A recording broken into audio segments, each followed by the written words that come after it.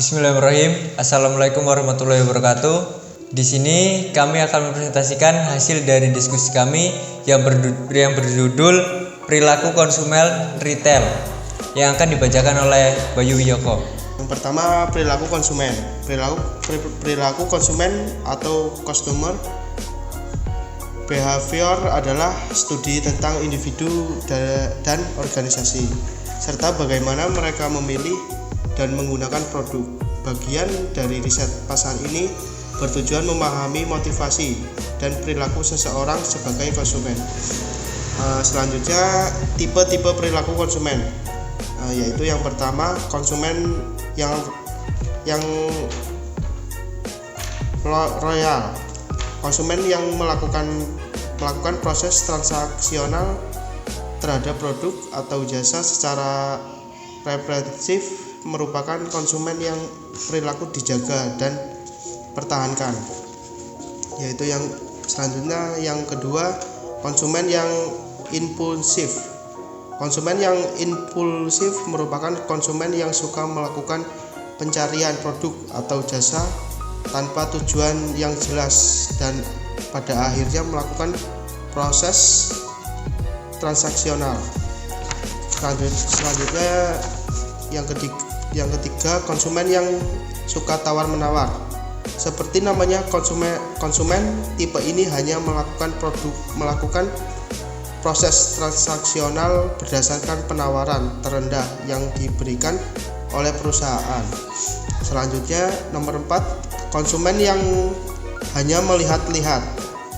Tipe ini hampir mirip dengan tipe konsumen yang impulsif, tapi kemungkinan terjadinya proses transaksional sangatlah rendah karena konsumen tipe ini hanya suka untuk melihat-lihat produk atau jasa yang perusahaan tawarkan. Lanjut, yang nomor 5, konsumen berdasarkan kebutuhan. Konsumen tipe ini pada umumnya hanya memilih sesuatu berdasarkan apa yang mereka butuhkan. Namun perusahaan masih bisa membangun minat beli mereka dengan melakukan interaksi. Selanjutnya, yang A, faktor yang mempengaruhi perilaku konsumen. Yang pertama, faktor pribadi. Faktor pribadi merupakan minat dan pendapat seseorang sebagai konsumen. Yang kedua, faktor psikologi, merupakan respon dan sikap individu terhadap pemasaran dan kebutuhan pribadi. Yang selanjutnya, yang nomor 3, faktor sosial. Faktor ini meliputi pengaruh lingkungan, pengaruh media sosial, kelas sosial, pendapatan, tingkat pendidikan. Yaitu yang selanjutnya, nomor 4, faktor budaya.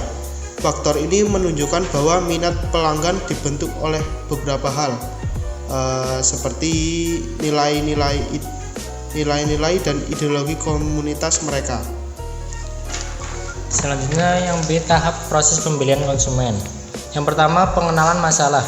Secara sederhana, sebelum pembelian terjadi, pelanggan harus mempunyai alasan untuk berpikir bahwa apa yang mereka mau atau apa yang mereka cita-citakan berbeda dari apa yang sudah mereka miliki.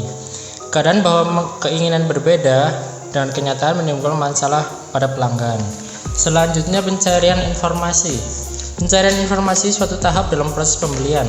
Begitu pelanggan mengenal masalah yang dia miliki, dia akan memulai untuk mencari informasi karena mereka ingin mendapatkan solusi dari masalah yang dia miliki. Jika masalahnya terletak pada foundation makeup, dia akan mencari foundation. Jika masalahnya terletak pada kulkas dengan fitur-fitur canggih dan termodern, dia akan mencari kulkas. Prosesnya cukup lugas dan langsung. Selanjutnya, evaluasi beberapa alternatif. Hanya karena perusahaan berada di atas pesaing-pesaing perusahaan retail Anda, bukan berarti pelanggan sudah pasti akan membeli dari perusahaan. Kenyataannya, pada tahap ini pelanggan ingin memastikan bahwa mereka telah benar-benar melakukan pencarian secara serius sebelum membeli. Oleh karena itu, meskipun mereka telah yakin akan apa yang ingin mereka beli, mereka akan tetap ingin membandingkan opsi-opsi lain supaya benar-benar yakin membeli barang yang tepat. Selanjutnya, memasarkan produk perusahaan di tahap ini sangatlah mudah. Usaha saja mempertahankan pelanggan di situs Anda pada tahap ini, misalnya Geico, perusahaan asuransi yang memimpin di bidangnya, memungkinkan pelanggan membandingkan tarif mereka dengan perusahaan asuransi lain, bahkan tanpa meninggalkan website mereka.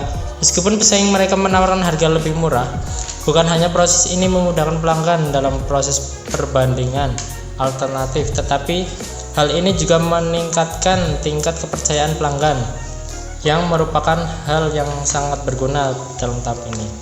Kemudian keputusan untuk membeli. Keputusan untuk membeli tahap kelima dalam proses pembelian.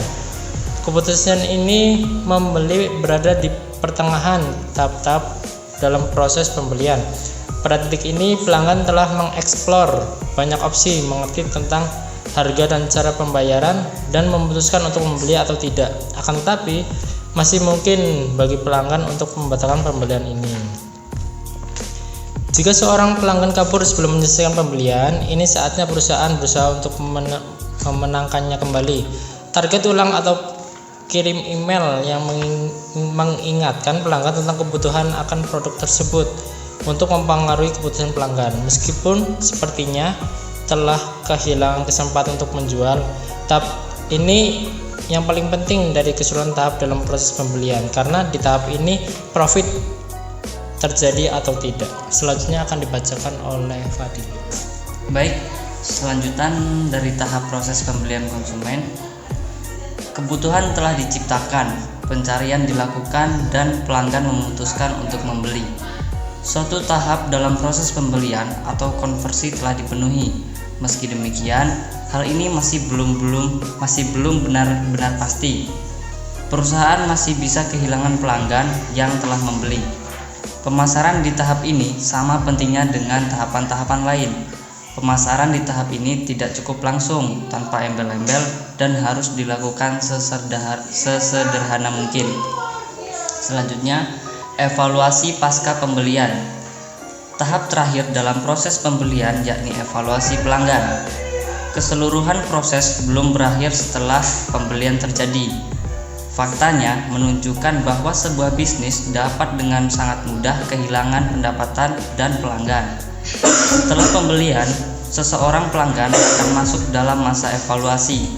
Apakah dia menganggap keseluruhan proses memuaskan atau tidak? Jika pelanggan beranggapan bahwa dia telah mengambil keputusan yang salah dengan membeli produk perusahaan Anda, dia akan mengembalikan barang tersebut.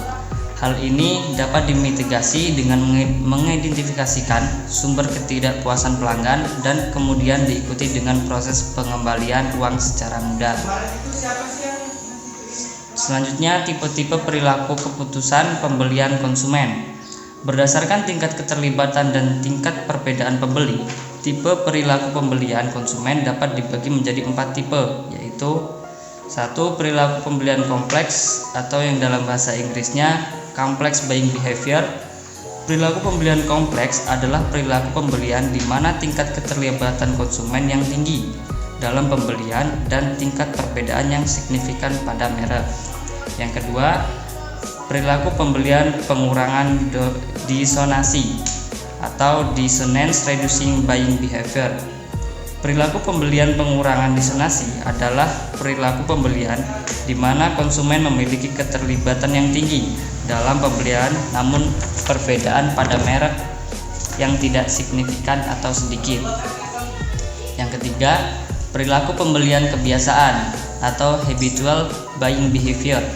Perilaku pembelian kebiasaan adalah perilaku pembelian di mana konsumen memiliki keterlibatan yang rendah pada pembelian dan perbedaan merek yang juga sedikit. Yang terakhir, perilaku pembelian mencari keragaman atau variety seeking buying behavior. Perilaku pembelian mencari keragaman adalah perilaku pembelian di mana konsumen memiliki keterlibatan yang rendah dalam pembelian, namun perbedaan pada merek yang sangat signifikan. Baik, akan saya kembalikan ke moderator. Kesimpulannya adalah perilaku konsumen dan customer behavior merupakan studi tentang individu dan organisasi, serta bagaimana mereka memilih dan menggunakan produk. Bagian dari riset pasar ini bertujuan memahami motivasi dan perilaku seseorang sebagai konsumen. Perilaku konsumen biasanya dipengaruhi oleh 4 faktor, yaitu faktor pribadi, faktor psikologis, faktor sosial, dan faktor budaya. Perilaku konsumen adalah perilaku konsumen yang ditunjukkan melalui pencairan, pembelian, penggunaan, pengevaluasian, dan penentuan produk atau jasa. Perilaku konsumen retail terkesan tidak bisa menjadi suatu kejadian yang tetap dan terus-menerus. Akan tetapi, hal itu akan terus berubah akibat dari penawaran menarik yang diberikan produsen, bahkan dari minat dan keinginan dari konsumen yang bersangkutan. Mungkin itu saja yang dapat kami sampaikan. Kami mohon maaf bila ada kekurangan. Kepada Allah mohon ampun. Saya akhiri. Wassalamualaikum warahmatullahi wabarakatuh.